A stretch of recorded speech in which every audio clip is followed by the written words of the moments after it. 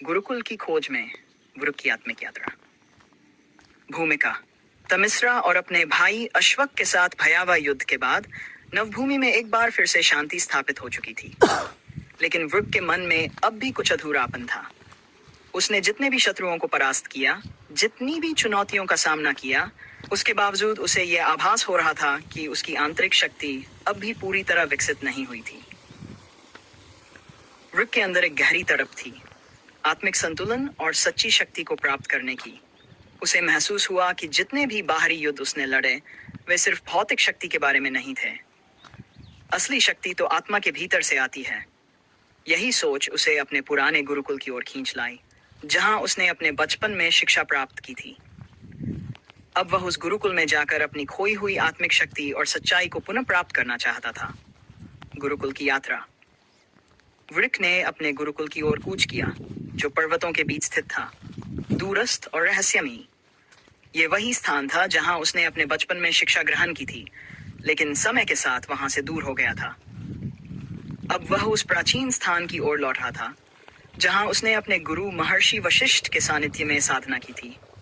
गुरुकुल की यात्रा आसान नहीं थी। रास्ते में दुर्गम पर्वत, घने जंगल और अज्ञात शक्तियों का सामना करना पड़ा, लेकिन वृक ने अपने संकल्प और आत्मिक बल से हर बाधा को पार किया। प्राचीन गुरुकुल का रहस्य। वृक जब गुरुकुल पहुंचा तो वह जगह पहले की तुलना में और भी रहस्यमय और शांतिपूर्ण लग रही थी। गुरुकुल एक ऊंचे पर्वत के शिखर पर स्थित था, जहां से पूरी नवभूमि का दृश्य स्पष्ट दिखाई देता था। वहां के वातावरण में एक गहरा आध्यात्मिक स्पंदन था, जो वृक के अंदर की गहराइयों को छू रहा था। गुरुकुल में प्रवेश करते ही वृक को अपने पुराने दिन याद आने लगे। वह स्थान जहां उसने पहली बार शस्त्र विद्या सीखी थी, ध्यान किया था और अपने गुरु के उपदेश सुने थे। वह सब कुछ अभी भी वैसा ही था, लेकिन अब उसका उद्देश्य बदल चुका था। अब वह शारीरिक बल नहीं, बल्कि आत्मिक शक्ति की खोज में आया था।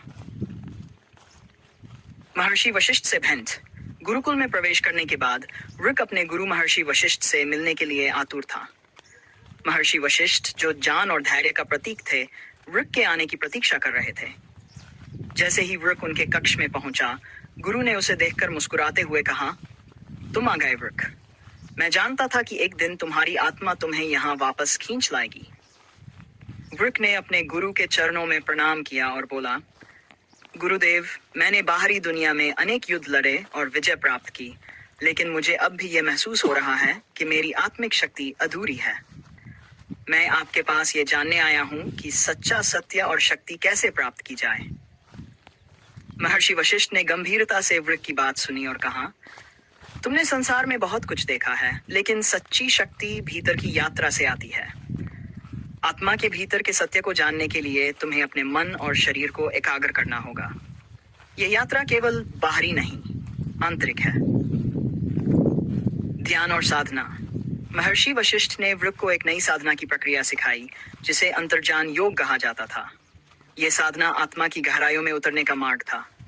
महर्षि ने बताया, तुम्हारी शक्तियां महान हैं, लेकिन अगर वे तुम्हारे आत्मिक संतुलन के साथ न जुड़ी, तो वे केवल अराजकता और विनाश लाएंगी।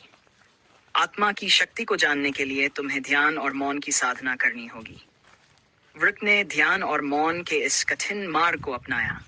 उसने गुरुकुल के गहरे जंगलों में जाकर एकांत में साधना शुरू की।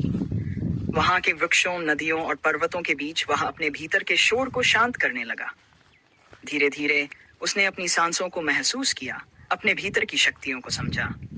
साधना के दौरान वृक को अपनी आंतरिक शक्तियों की गहराइयों का आभास होने लगा। उसे एहसास हुआ कि असली शक्ति बाहरी शस्त्रों में नहीं, बल्कि आत्मा के संयम और धैर्य में है।